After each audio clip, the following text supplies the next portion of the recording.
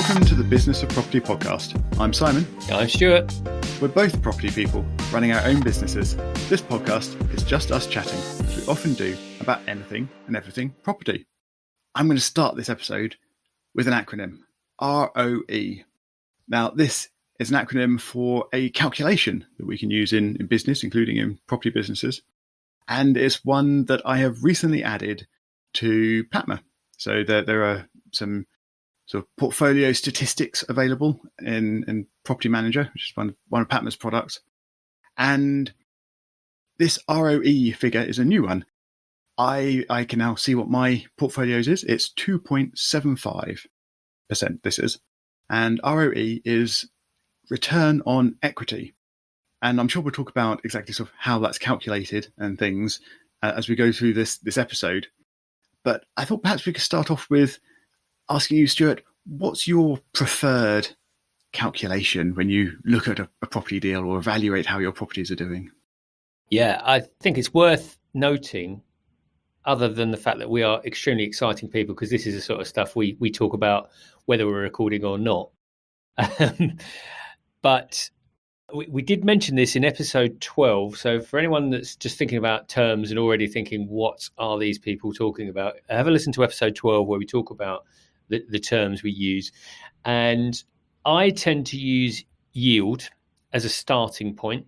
So for me, and without getting into all of the technical details again, as I've just said, I start with gross yield. So if I'm looking at a property online and I like the look of it, number one, and it meets a few criteria in my head, I'm a little bit like you, Simon. I probably couldn't fully articulate what all of those criteria are, but I just know it. If it hits the criteria, I then look for a gross yield hurdle rate of around 10%, just to remind people that is based on multi-let properties.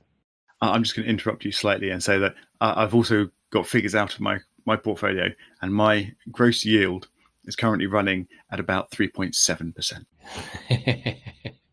This could perhaps tie into recent episodes about my lack of increasing rents. Well, the truth is I probably need to look at, I mean, I do have obviously documentation of what the yields are. I probably could have a look at it. If I think about it, it probably is greater than. But that's my hurdle rate. It's just whether it ends up at being over 10% or not as a gross yield is almost neither here nor there. It just shows me, actually, this is a property I would be interested in. And gross yield is, again, just as a reminder, very quickly, is, he says... Let's quickly look it up. I'm not going to have to on this one. I will remember this one, because this one is fairly straightforward. Just rental income divided by the property value times 100, which gives you a percentage. Okay, so that's why it's quite simple. Gross rental income, total rental income, divided by the value of the property. And you and I have talked about this before, because actually it's like, well, why does that actually matter? You know, that piece of maths, but it's a bit of an indicator. And then, of course, the second one comes down to the net yield, which is the same calculation, except now it's net rental income. So taking away all of the things that we have to pay for. It could be agents' fees, could be maintenance fees, could be insurance. Well, I say could be, it will all be all of those things.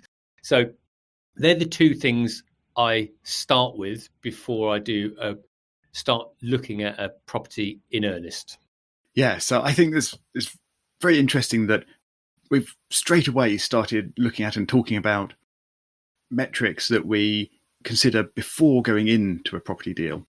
And your sort of preference is to look at yield straight away. I tend to ignore yield. Well, not completely ignore, but it's certainly not where I look first. And I look more at ROI, so return on investment, and figures calculated around that, which is similar to net yield, but not quite, because it considers all of the money going into a deal rather than just the value of the property. And actually, I'll come back and define that in a second. But I think it's particularly interesting because they are upfront before you go into a project, these metrics. Whereas it's also important to look at how a property portfolio, or perhaps an individual property, is performing after you've bought it and while you're running it. And that's where the ROE figure that I've added really comes in, because it's just looking at return on equity. So it's just the sort of current status rather than when you're creating a project. So I said I'd return to ROI. This is return on investment, and this is my preferred upfront metric. So in this one, the return is calculated as rental income minus all ongoing expenses that you've already talked about, Stuart. So I won't repeat those. And the investment part is all of the money that you put into a deal, all the cash you put into a deal. So this would be your deposit, it would be your stamp duty, it would be your legal fees, it would be financing fees, all of those things, quite possibly also refurbishment fees if you need to do a refurb or get a property prepared before you're able to rent it out. So then again, it's that return figure divided by all of the cash you put in, again, multiplied by 100 to give you a percentage. And I try to look for a return on investment of 4% is what I'd like to aim for. Sometimes I look at things a bit less, but that's where I'd like to aim for. And of course, in the current market, where inflation is 6, 7, perhaps more in the near future percent, that sort of percentage figure doesn't look so great. But anyway, let's park that for a moment. We're going to talk more about the ongoing metrics. And I've chosen ROE as the calculation to put in PATMA for a few reasons. Partly because I think it's fairly simple. So you just take your equity. So this is property value minus your mortgage. And that's your equity. So very, very simple calculation to do there. And your return, again, is your profit. So that's rental income minus all your ongoing expenses. So there's no concern about the amount of cash you had to put into this property, but it does allow for any further borrowing you might have had or any cash you may have taken out of the property as you've refinanced things and gone forwards. So I take it as a metric that reflects how hard your cash is working. The cash you've still got in your property is actually working on an ongoing basis. So I like it because it's simple. It can be calculated from lots of the figures that PATMA generally has already from people who are using it.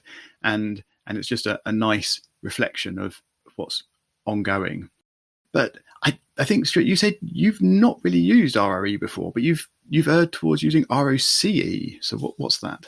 Yeah, I mean, I'm going to hold my hands up and say until you talked to me about it, I wasn't really aware of return on equity.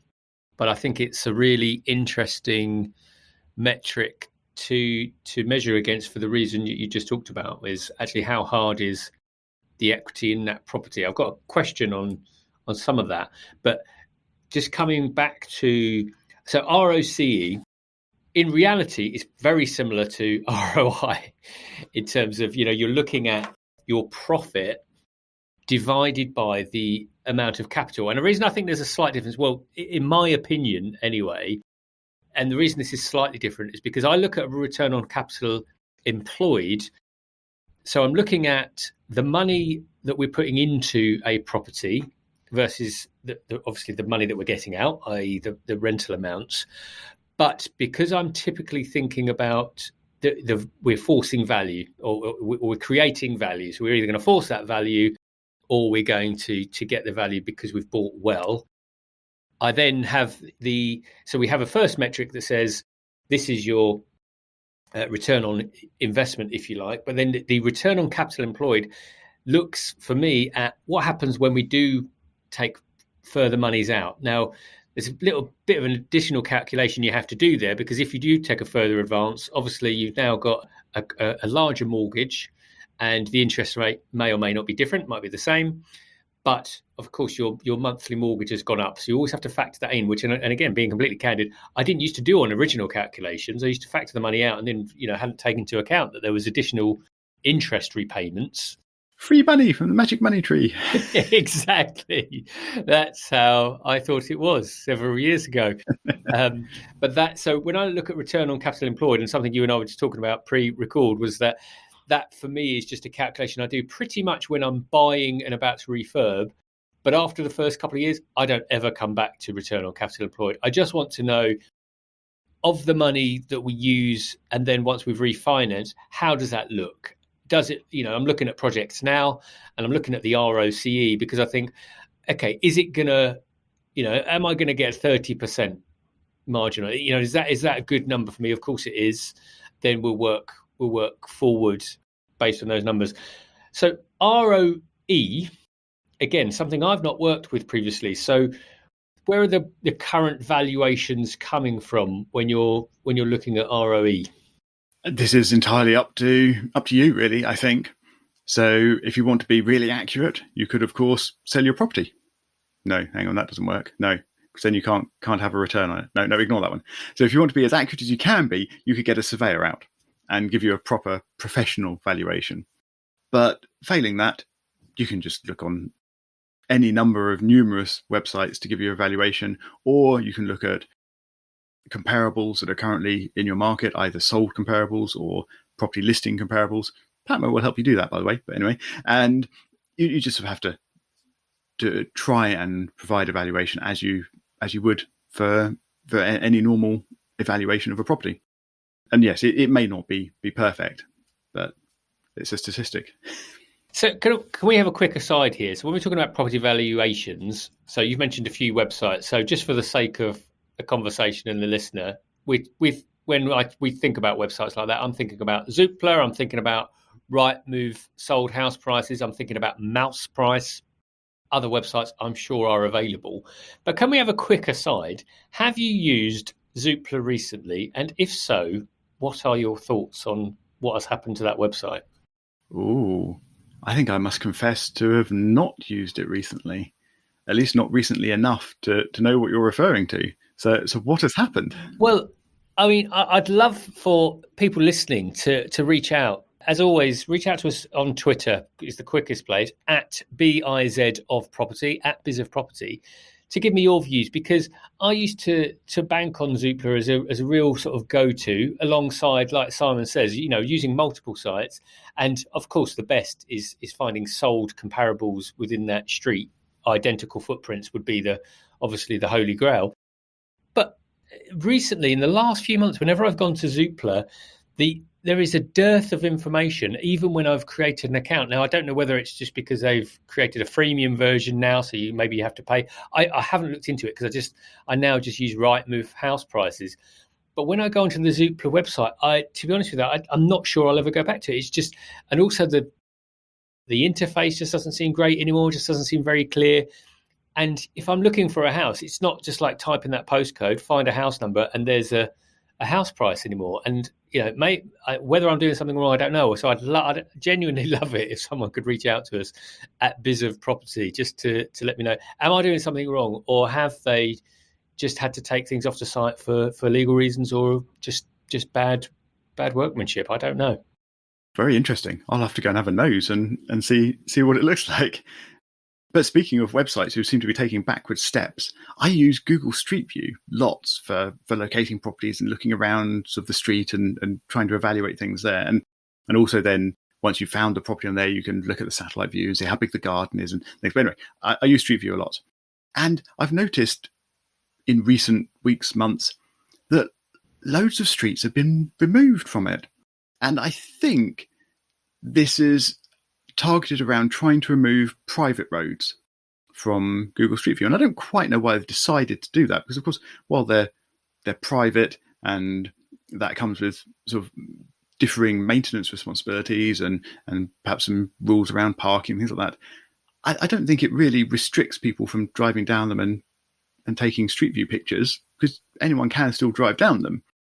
So I'm not sure why, but that's really restricted some of the research I've tried to do on Street View, and they seem to have gone a bit over the top, because I mean, I'm sure they haven't actually gone round and evaluated every street in the country to decide whether it's private or not. So they've applied some automated algorithm to try and work this out, and they've actually removed a whole heap of roads that aren't private at all or aren't restricted in any way, and you now can't get to them and see them on Street View. And some of these are streets that I know they've taken photos of because I've looked at them in the past on Street View, and now they've just vanished.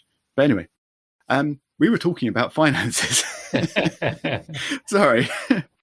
And I wanted to ask about ROCE, because I think ROCE is actually a really, really interesting calculation. It's not the one I decided to go with for PATMA because it requires a lot of extra information to put into it. Namely, the capital employed bit is not just your current equity, it's also the money you spent up front. So the refurb, the stamp duty, the solicitor's fees, etc. So all of that is capital that you put into the deal, into the process. And by using return on capital employed as an ongoing calculation, I think that would provide a really interesting number, especially seeing as you go through the process, you refinance and some of that capital comes back out. So you would hope over time with capital appreciation, return on capital employed is effectively going to trend towards infinite. But it's going to take a long time to get there, probably. Yeah. But I think that would be a really interesting calculation. So I'm interested why you don't maintain it. Why don't you bother looking at those numbers again after you're in a deal and working on that over time? Well, probably for the reason you just mentioned, that it takes effort. And once we own the property, I mean, what I do is we have a calculation. So it's basically we have ROC on cash in year one. So, for example, I'm looking at a project where that's showing me, if we're really sad and say 14.63%, let's just say 15% for the sake of normal people. So that's showing me that the ROC is 15%. And then I look at potential cash out. And of course, that's based on a forecast GDV, an assumed loan to value, an assumed interest rate, etc. But after the cash out, it then shows an ROC of 48%. So obviously that's good. And then what I also do is I look at the ROC on the cash left in. So that will then show me what's left in and how long that will take to be repaid by rental income. So it will typically then say ROC year one, ROC year two, and estimated cash left in after rental revenue year one. So essentially, we're getting to that stage where, as you've mentioned, you'd be looking at infinity. But I don't go past that because obviously it's 50%, and then it might just say, okay, after the further advance, we've got, let's just say, £12,000 left in, and we know what the revenues are. So pretty much we know that within a 3-year period, it's hypothetically, because actually in reality it doesn't work like this, because there's far too many things that go wrong in property to say that this is this simple. But hypothetically, in 3 years, your majority of cash on this specific project, not all of them, but on this one, would be out, and essentially the asset is generating. Where I then think the ROE is a really good metric. So, for me, that's like, oh, okay, maybe that's the one that actually is the future indicator after the first, whatever, three years. Yeah, because after your ROCE has ended up trending towards infinity, it's pretty useless, I guess. But I think it's really interesting that in your ROCE calculation or consideration, you're actually looking at including rent as paying off the capital. And I've seen other people sort of do calculations around this as well. And so my view is that rent or return on an investment, return on capital, whatever, shouldn't really be paying off the capital, because that's the income, that's the interest that you would expect on an investment. And yet you're counting that return towards your capital to pay off that capital that you've invested. And I've seen other people look at this in terms of how many years will it take to pay off the capital, to pay back the capital. And that's actually a business calculation, and indeed a property investment calculation that many people use. But it's not what I agree with, because I feel that return shouldn't be counting towards the capital. It should be counting as income, and then the capital is separate. Am I talking nonsense? What do you reckon to this, Stuart? I think if we were looking at this in a purist way, I agree. Actually, it's not that I agree or disagree. It's I completely understand why you have that view. I do, because from a pure perspective, it does make sense. But from my perspective, if we take off the net income, so for example, like lots of good people will tell you, if you invest £5,000 and that investment doubles to 10,000, the most prudent thing to do is take out your initial capital. So if your investment has more than doubled, take out your initial investment, and now you're just using the proceeds, at which point you don't have any capital. So your interest is in itself now the investment. So that's my kind of view on the property. And I just want to be really clear with people listening. I don't base this on a return of capital thing, because I've learnt the hard way that kind of doesn't really work in property. There's too much expenditure, too many things that can go wrong, and as we mentioned in the last episode, too many things that banks want you to pay for, too many things that councils want you to pay for to ever get this right down. But the reason I do it this way is it just shows me at the very highest level how well that cash is going to, or how hard that cash is going to work to do what it's going to do. And that's why I do it. And when I think about, actually, if we did take our hands off and left this as passive, and I'd invested £30,000 and in the next 3 years my net income was 30,000, then actually in reality that capital investment has been returned. So it's just an indicator to me, but understand A, from a mathematical perspective, and B, from an investment perspective, why you wouldn't necessarily want to do that. Yeah, I think what you're saying, and I think what is the case really, is that it's just two different ways of looking at the same numbers, and there is no real right or wrong answer. It's just a different analysis, a different consideration, in the same way as people will look at yield or ROI or ROCE or what have you before they go into a deal. Effectively, we're all evaluating the same things. We're just approaching that evaluation in slightly different ways. Yeah. And in terms of what you consider as your return, we can complicate it even more by the fact that these are assets that generally increase in value. They have capital returns as well as rental returns. And then the question is, do we factor that into our return number? And there was a property podcast from the two Robs a little while ago talking about their overall investment return number. And they were arguing that you should include a capital return figure in your return calculation. But it just makes it another step more complicated. So I'm not sure we really should. Do you actually calculate capital returns in your returns, or not worry about it so much? As regards to the increase in the value of property, not.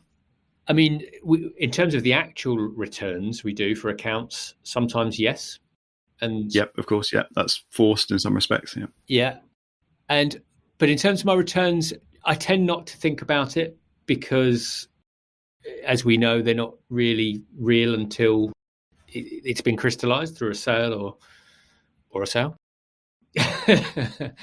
and I was just thinking about what you're saying in terms of, why look at the return. And I think where it stemmed from me was what I was looking at. And of course, the world moved on and then we got far too busy. But what I was looking at was, over time, how much of that capital would be returned to be redeployed elsewhere. And that's why I really started to just look at that metric in the first couple of years, because it's like, okay, if I'm looking at multiple projects, and of course, as we know, they're never all going to start at the same time. They're never going to run to time.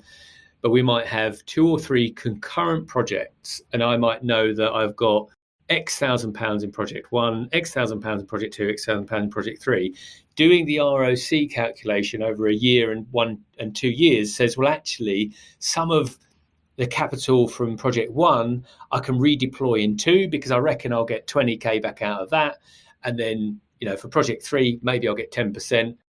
It's never that accurate because, all the things we mentioned before. However, it does give me an idea to say, actually, if I'm a bit short on my budget for project number 2, I reckon I can nick 5 to 10k off project number 1. when we refinance in 6 months.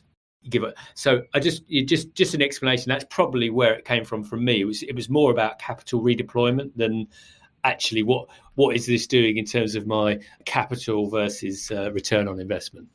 Now that makes every sense. So you're, rather than looking at your return as something that you need to sort of take out of the business effectively in salary or whatever way you're doing that, if you look at it as just being returned to the business, so it is then new capital or returned capital that can then be, as you say, recycled, redeployed, reused.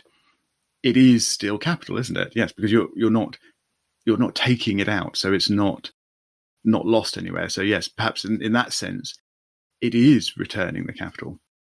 So yes, I tend to approach my property investments, and my property investments are in a personal name rather than in a company. So I think perhaps that might force a slightly different approach. But I always look at the rental returns, ongoing rental profits, having set aside some for a cushion and things. Those are income to me. Whereas any capital growth and refinancing that then provides lump sums, that I view as capital for reinvestment. But the rental returns, ongoing rental returns, that's income. So perhaps that's where my sort of distinction, my separation on those comes from, because I'm approaching the structure of the business, the structure of the cash flow differently. Yeah. And I think you and I quite definitely could continue this conversation for many podcasts, because we find it generally interesting, and I think about the fact that the return on capital employed, if the income received is reducing the capital, in terms of that. But as you say, we've got differing reasons for it, and as always, we'd love to hear from you, the listener. How do you approach it? Do you use any of these? Do you use something that we haven't mentioned? I, for one, just learned about ROE. What are your thoughts on that? Reach out to us at BIZ of Property, at Biz of Property on Twitter, or thebusinessofproperty.com. Indeed. Show notes can be found on thebusinessofproperty.com for this episode and all other episodes. Please do leave us a rating or review in your podcast app of choice if you get a moment. We really do appreciate them. And we will talk to you again next week.